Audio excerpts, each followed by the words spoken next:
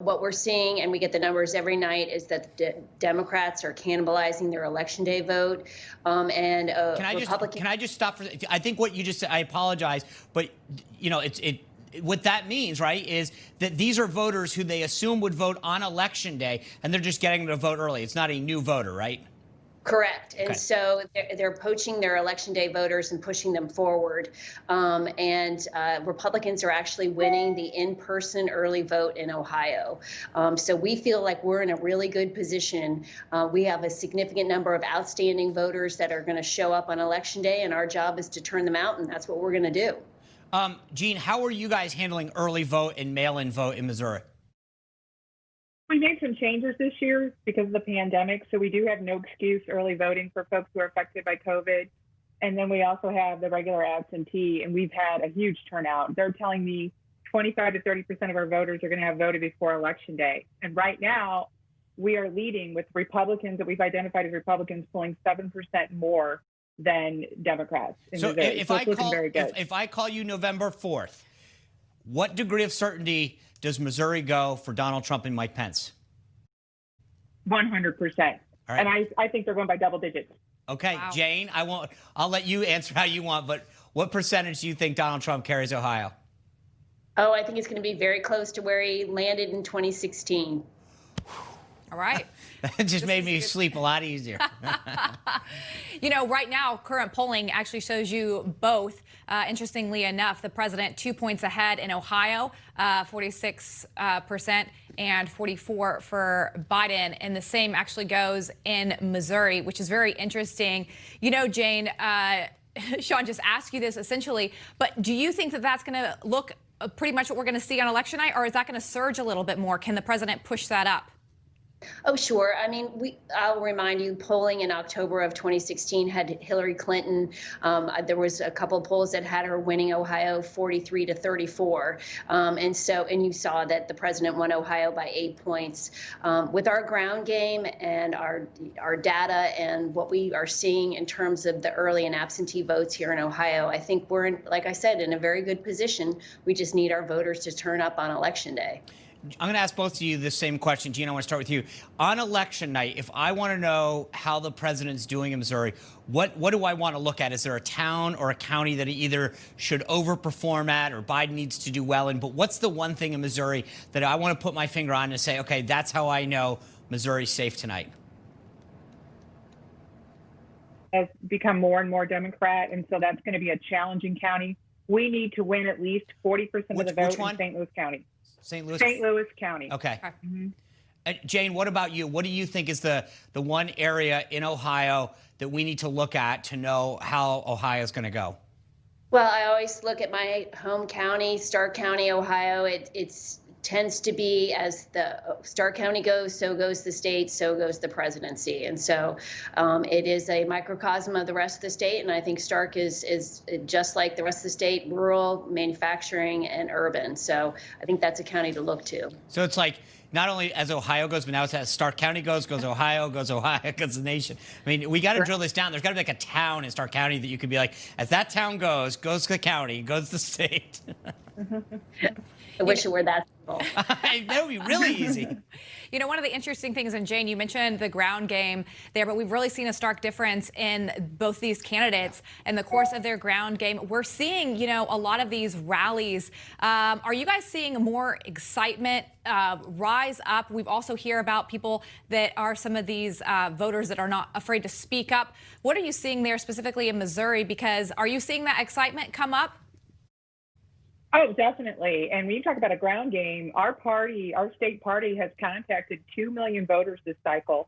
And it looks like the Democrats have just ceded the ground game to us. So even here in St. Louis County, where we're watching a hotly contended congressional race with Congresswoman Ann Wagner, we have a great ground game, and we are contacting voters every day. And the Democrat Party here is just invisible.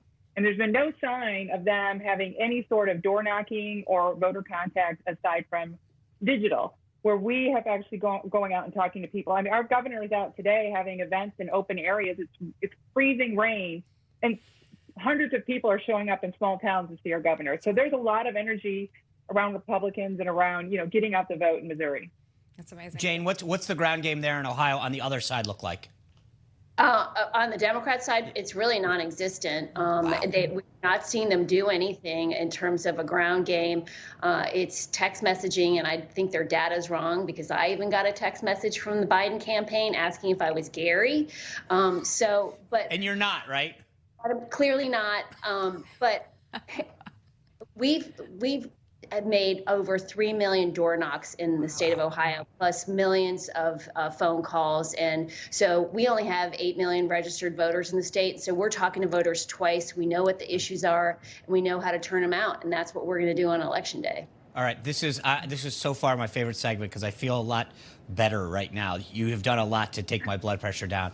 Continue our look at battleground states with 2 states that don't have large electoral votes, but nonetheless, they could have a big impact next Tuesday. We start with Iowa. It has been a swing state for a long time now, but in 2016, Trump won, just the second Republican to win the state since Ronald Reagan in 1984.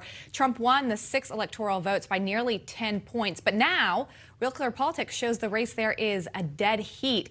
In addition, Iowa has a very important Senate race that could affect the balance of power on Capitol Hill. We're going to talk about that. And now over to New Hampshire. In 2000, George W. Bush was the only Republican to win there since his father won the state in 1988. But Donald Trump came very close to taking the state's 4 electoral votes in 2016. Hillary Clinton won instead.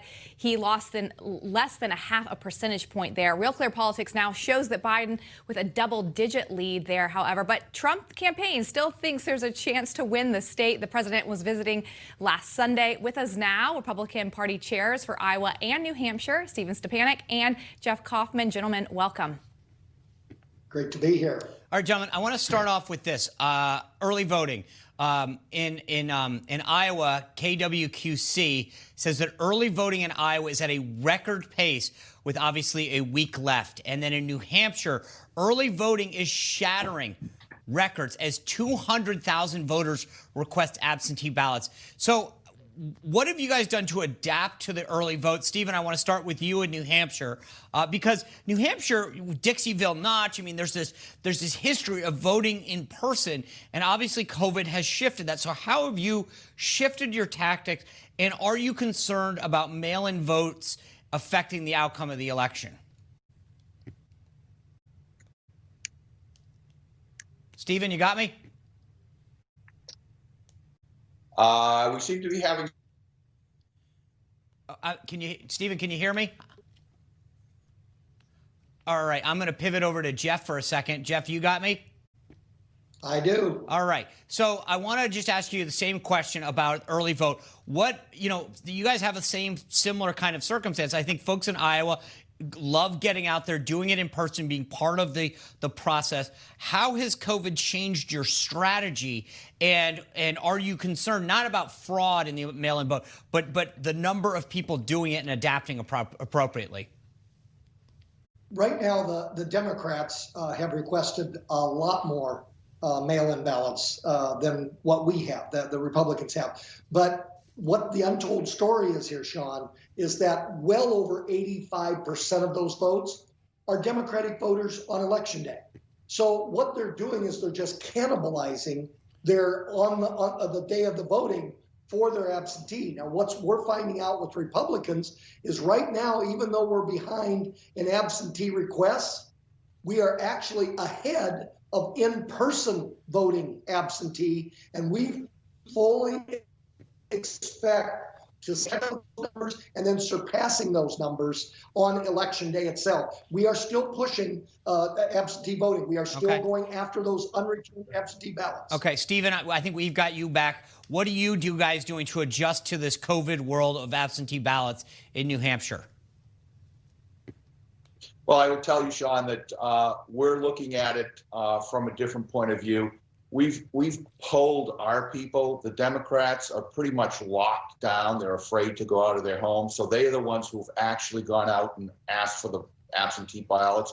So in fact, they're ahead. However, overall, 80% of our people are going to actually be coming out and voting in person because they're concerned that their vote won't count. And they want to make sure that they vote in person and actually put that ballot into the ballot box. Okay.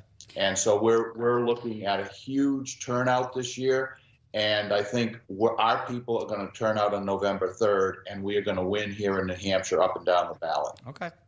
You know, Jeff, we talked about this in the beginning. The race now is neck and neck between Trump and Biden. You just have 6 electoral votes there, but Trump did win by 10 points in 2016. Is he going to be able to make up that ground? What are you seeing on the ground there? We are seeing a tremendous amount of enthusiasm. This feels so much like 2016 because when he won by 10 points, just about 10 points in 2016, the polls here were saying he was just up by 2 or 3. The polls here are now saying that he's even. I'm telling you, I've been doing this a long time. He is going to win comfortably. I don't know if he'll approach that 2016 number, but he's going to get our 6. And just like the nomination process, the victory to the White House for a second term is also going to go through the Hawkeye State. We're not going to let folks down. All right, Stephen, in New Hampshire, Biden is up by 10 points. The Boston Herald actually pointed this out. In New Hampshire, some political watchers say Trump and Biden likely locked in a closer race than polls show. Is that the way you feel? This is actually closer than polls are showing? Absolutely. I have been involved. I was one of the very early people in 2016 with the president, and we saw just a phenomenal movement develop and an amazing amount of enthusiasm. This time around, I look at it as 2016 on steroids. The amount of support out there, and I call them closet Trump supporters.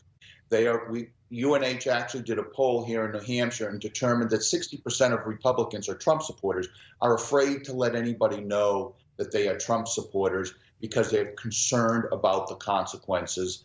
And the other side is just very vicious, very vile, and really attacking anybody who even admits that they are supporting the president. So we've got a lot of people who are hiding, but they're going to come out on November 3rd, and they are going to support the president. We just had one of our congressional races with Matt Mowers and CD1 that just flipped. Real Clear Politics just flipped it from a lean Democrat to a toss-up. So we're starting to see huge movement here in New Hampshire. I think Matt's run a really good campaign. That's one that we're going to have to keep an eye on election night.